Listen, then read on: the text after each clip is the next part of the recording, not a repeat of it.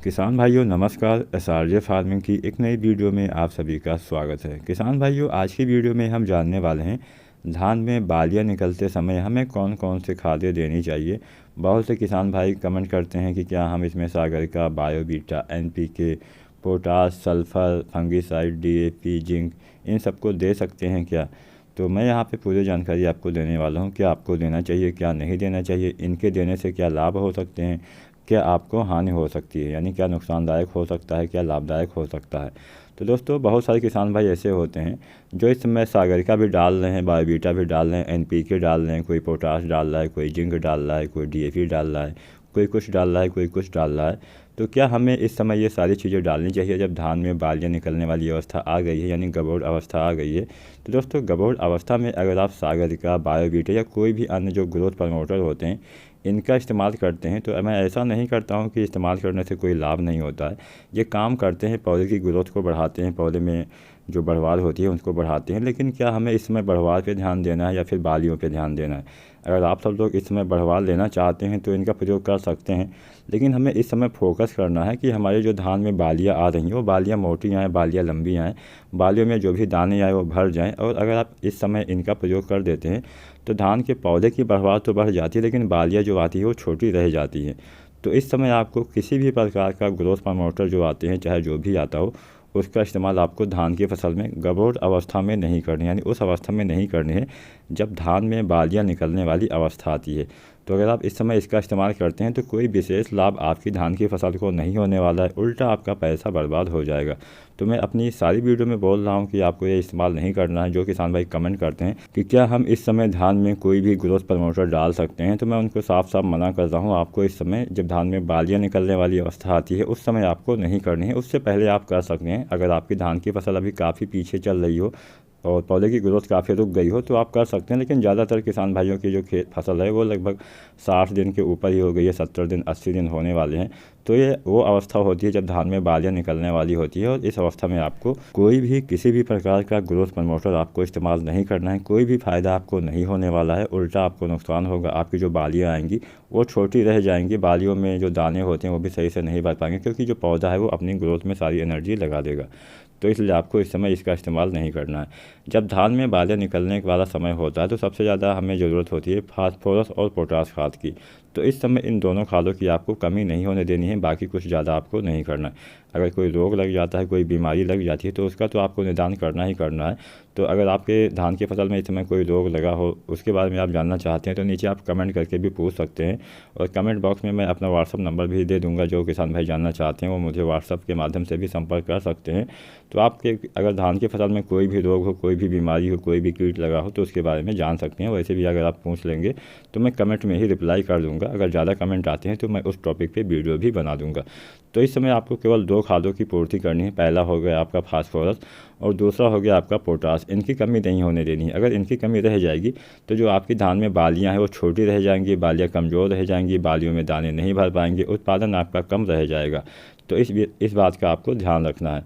तो अगर हम इस समय पोटास देते हैं, फास्फोरस देते हैं, तो बाली आपकी वजनदार, चमकदार होती हैं और जो आपकी बालियाँ निकलती हैं वो लंबी निकलती हैं और उपज भी आपकी बढ़ जाती है। तो इस बात का आपको ध्यान रखना है। अब हम जानते हैं आखिर हमें इस समय देना क्या चाहिए। तो इस समय आपको, तो जैसे कि मैंने बताया कि आपको देना है फास्फोरस और पोटास। इसकी पूर्ति के लिए आपको देना पड़ेगा एनपीके। तो एनपीके में जो आता है एनपीके 05234, इसमें 0% नाइट्रोजन है, नाइट्रोजन नहीं होता है। 52% इसमें आपका होता है फास्फोरस और इसमें 34% होता है पोटास। तो अगर आप इस समय इसमें एनपीके 05234 का इस्तेमाल करते हैं तो बेहतर आपको परिणाम मिल जाता है, रिजल्ट मिल जाता है। तो सबसे पहले हम जानते हैं आखिर हम इसका इस्तेमाल क्यों करें, क्या हमें इससे लाभ हो जाएगा। तो दोस्तों, एनपीके 05234 में जैसा कि मैंने पहले बताया 52% आपका फास्फोरस पाया जाता है। फास्फोरस का काम तो वैसे होता है जड़ों का विकास करना, कल्ले निकालने में मदद करना, लेकिन इस अवस्था में सबसे ज़्यादा काम उसका होता है आपके दाने निकलने वाली जो अवस्था होती है उनमें तेज़ी लाना। मतलब अगर आप इसका इस्तेमाल करते हैं तो दाने आपके काफ़ी जल्दी से निकल आते हैं। और भी बहुत सारे काम होते हैं। मैं किसी दिन हर खाद के ऊपर एक अलग से वीडियो बना दूंगा कि किस खाद का क्या काम होता है। इसमें 34% पाया जाता है पोटास। पोटास से आपके दाने अच्छे आते हैं, दाने चमकदार आते हैं, पूरा दाना आपका भर जाता है, जितनी भी बालियाँ निकलती हैं, दाने निकलते हैं वो भर जाते हैं। कई बार ऐसा देखा जाता है कि बालियों में जो नीचे वाले दाने होते हैं उनमें जो दूध होता है नहीं बन पाता है, वो दाने नहीं भर पाते हैं। तो अगर इस समय आप इसकी पूर्ति कर देते हैं तो आपका पूरा जो दाना है वो भर जाता है, उसमें दुग्धावस्था में दाने अच्छे से भर जाते हैं और सारे दाने आपके सुडौल मजबूत होते हैं, सारे दाने आपके चमकदार होते हैं और आपके लंबी बालियाँ भी निकलती हैं। तो इस समय आपको NPK 05234 देना चाहिए। और इसके साथ दोस्तों आपको देना है बोरोन खाद। बोरोन खाद का भी काफ़ी अहम काम होता है, मैंने इसके ऊपर वीडियो भी बनाई हुई है, इसके काम क्या होते हैं। दोस्तों बोरोन खाद का अगर आप इस अवस्था में इस्तेमाल करते हैं तो काफ़ी ज़्यादा लाभ हो जाता है। मान लीजिए सोने पे सुहागा। बोरोन खाद से दोस्तों आपके पौधे में पॉलिनेशन सही से हो पाता है। पॉलिनेशन मतलब जो परागण वाली प्रक्रिया होती है जिससे फूल से फल बनता है, वो वाली प्रक्रिया सही से हो पाती है, जिससे आपके सारे जो फूल है वो फल में कन्वर्ट हो पाते हैं। यानी मान के चलिए जो धान में बालियों के बाद निकलने के बाद फूल आते हैं, फूल आने के बाद जो उसमें बीज बनते हैं, दाने बनते हैं, वो सही ढंग से बन पाते हैं। सारे आपके जो दाने हैं वो आपके मतलब आपके धान में परिवर्तित हो जाते हैं, बालियों में परिवर्तित हो जाते हैं। तो इसलिए इसका काम काफ़ी अहम हो जाता है। ये आपके जो सारे पोषक तत्व होते हैं वो पौधे के सभी अंगों तक पहुंचाने का भी काम करता है। तो समझ लीजिए इसका काम काफ़ी ज़्यादा होता है, तो इसका इस्तेमाल आपको करना है। अगर नहीं करते हैं तो आपको मतलब नुकसान भी हो सकता है, तो इसलिए आपको इस खाद का इस्तेमाल ज़रूर करना चाहिए। बहुत अधिक मात्रा में भी इस्तेमाल नहीं करना। मैं आखिर में आपको बताऊंगा डोज के बारे में, कितनी मात्रा में आपको इस्तेमाल करना है। बोरोन का अधिक मात्रा में इस्तेमाल करते हैं तो कई बार हमारी पत्तियाँ जो हैं वो झुलस जाती हैं। दोस्तों बहुत सारे कमेंट ये आ रहे हैं कि क्या हम NPK के साथ DAP, जिंक, पोटास और बहुत सारे कॉम्बिनेशन लोग बता रहे हैं कि क्या हम सबको एक साथ डाल सकते हैं।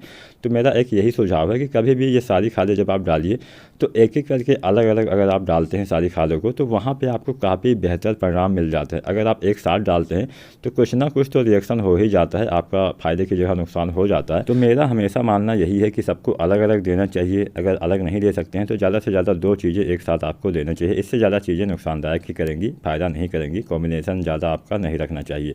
आपने NPK दे दिया, उसमें आपने ग्रोथ प्रमोटर डाल दिया, उसमें आपने जिंक भी डाल दिया, उसमें आपने फफूंदनाशक भी डाल दिया यानी फंगिसाइड भी डाल दिया, तो ये सारी चीज़ें आपस में मिलकर रिएक्शन कर जाती हैं।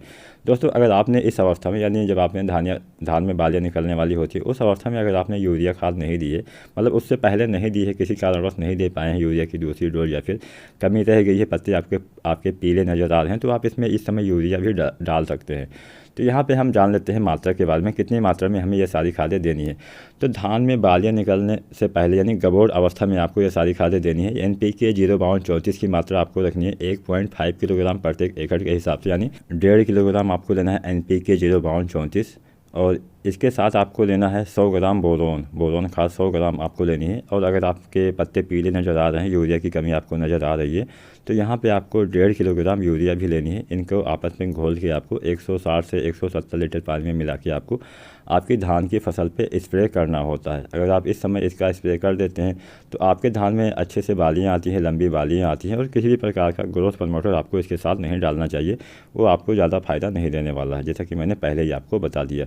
तो उम्मीद करता हूँ आज की वीडियो आपको पसंद आई होगी। दोस्तों अगर आप ये सारी चीज़ें डालते हैं तो आपकी बालियाँ लंबी आएंगी, चमकदार आएंगी, बालियों में जो दाने हैं वो अच्छे से भर जाएंगे। किसान भाइयों अभी सरसों की बुआई का भी समय आ गया है। आज 5 सितंबर हो गया है और लगभग सितंबर स्टार्टिंग से ही सरसों की बुआई की जाती है। लगभग अच्छा समय माने तो 15 सितंबर से अक्टूबर के बीच का होता है और आप नवंबर तक भी इसकी बुआई कर सकते हैं। तो सरसों की अच्छी किस्मों के ऊपर भी हमने वीडियो बना दी है, नीचे लिंक है, वहाँ से देख सकते हैं, या फिर आप हमारे चैनल पर जाइए, वहाँ पर आपको ये सारी वीडियो देखने को मिल जाएगी। साथ ही साथ धान में मैंने बहुत सारी वीडियो बनाई हुई है, तो वो सारी वीडियो देख के आप लाभ उठा सकते हैं। और अगर आपको हमारी वीडियो पसंद आती है तो प्लीज़ वीडियो को लाइक ज़रूर करना। कोई भी सवाल हो नीचे कमेंट कर सकते हैं। अगर आपका कोई भी रोग लगा हो तो भी कमेंट करके ज़रूर बताइएगा। वीडियो देखने के लिए आपका बहुत बहुत धन्यवाद।